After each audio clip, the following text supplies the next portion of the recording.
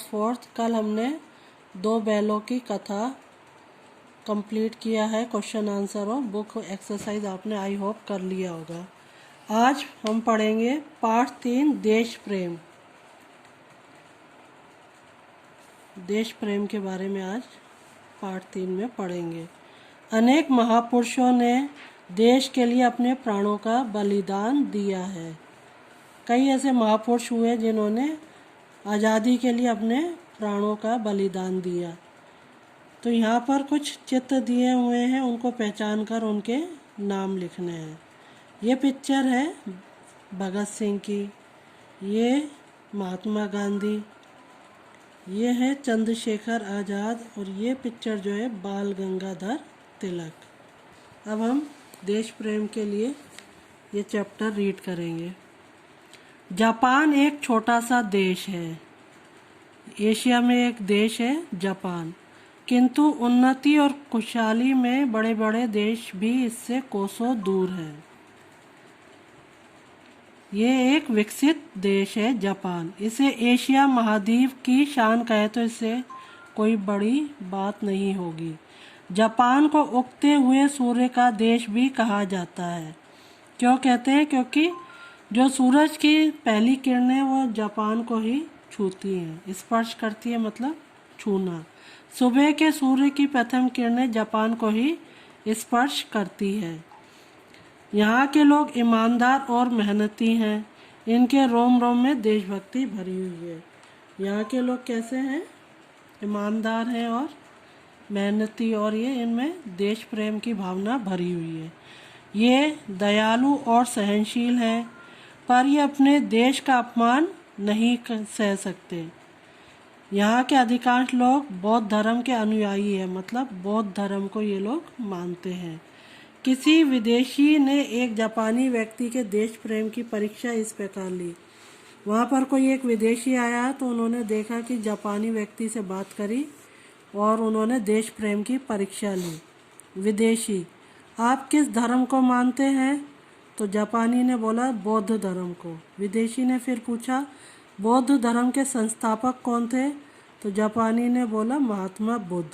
विदेशी ने पूछा महात्मा बुद्ध के प्रति आपको कितनी श्रद्धा है? तो जापानी ने बोला कि भरपूर, मुझे पूरी श्रद्धा है।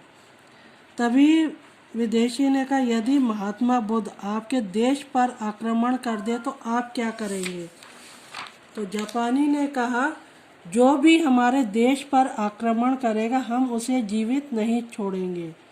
देश पहले हमारे लिए है, उसके बाद धर्म है। देश हमारे लिए पहले है, धर्म उसके बाद है।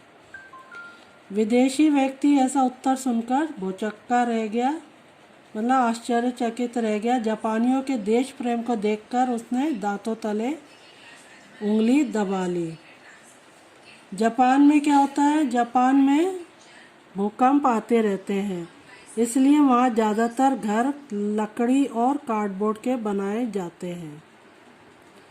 जापानी लोग अपने घरों को अंदर और बाहर से खूब सजा कर रखते हैं। पूरा घर वो अच्छे से डेकोरेट करके रखते हैं। वे अपने घरों की साफ सफाई पर भी बहुत ध्यान देते हैं। जापानी लोग देश की संपत्ति की सुरक्षा और उसकी देखभाल करना अपना कर्तव्य मानते हैं। जापान के लोग क्या है कि जो देश की प्रॉपर्टी है उसका बहुत ध्यान रखते हैं। वो अपने थैले में क्या रखते हैं? सुई और धागा भी रखते हैं। यदि यात्रा करते हुए उन्हें बस की सीट थोड़ी सी भी फटी हुई दिख जाए तो वह तुरंत सुई धागा निकालकर उसे ठीक कर देते हैं। शायद इसलिए जापान की गणना विकसित देशों में की जाती है। तो हर एक नागरिक का कर्तव्य क्या है कि उन्हें जो पब्लिक प्रॉपर्टी है उसका भी ध्यान रखना चाहिए, जैसे ये जापानी लोग रखते हैं। कुछ भारतीय छात्र भ्रमण के लिए जापान गए हुए थे। तो जापान में हमारे कुछ भारतीय छात्र भी घूमने गए। उन्होंने जापान के अनेक शहरों का भ्रमण किया। तो उन्होंने जापान में कई सिटीज़ हैं वहाँ पर घूमने गए। लास्ट में जो है अंत में छात्र भारत लौटते समय जापान की राजधानी टोक्यो पहुँचे। उनकी जो फ़्लाइट थी दिल्ली के लिए, उनकी उड़ान 8:30 की थी, तो उनको 8 बजे की उनकी फ़्लाइट थी, तो वो टोक्यो पहुंच गए थे। तो वहाँ कुछ छात्रों ने सोचा क्यों ना आज फिर टोक्यो में कुछ समय घूमा जाए।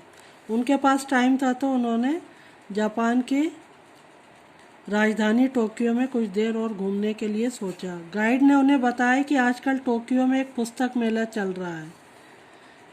तो उन्होंने, उनके यहाँ जो गाइड था जापान में, उन्होंने कहा एक पुस्तक मेला चल रहा है, आप पुस्तक मेला घूम लीजिए। सभी छात्र मेले में पहुँच गए। उन्होंने अपनी अपनी पसंद की पुस्तकें खरीदी।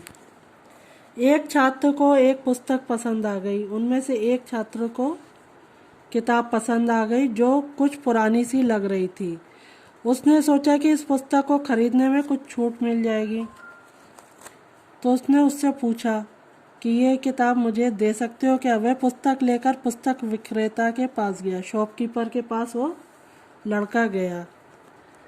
शॉपकीपर, पुस्तक विक्रेता ने छात्र से पूछा, आप कहाँ से आए हैं। उसने पहले पूछा कि आप कहाँ से आए। अगर लोकल होता तो वो शायद दे देता, लेकिन छात्र ने कहा कि वह भारत से आया है और इस पुस्तक को खरीदना चाहता है। पुस्तक विक्रेता ने कहा, शॉपकीपर ने क्या कहा, यह किताब अच्छी हालत में नहीं है, मैं इसे आपको बेचना तो दूर मुफ्त में भी नहीं दे सकता। हाँ, यदि आपके पास थोड़ा समय हो तो मैं इसकी दूसरी प्रति आपके लिए ज़रूर मंगवा सकता हूँ।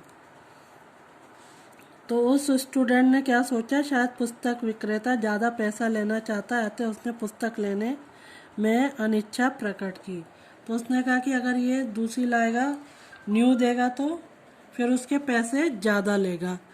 दुकानदार बोला, आप घबराइए मत, मैं ये पुस्तक आपको उपहार में दूंगा, गिफ्ट में दूंगा, लेकिन मैं इसकी नई कॉपी दूंगा। ये कहते हुए उसने अपने नौकर को पुस्तक लाने भेज दिया।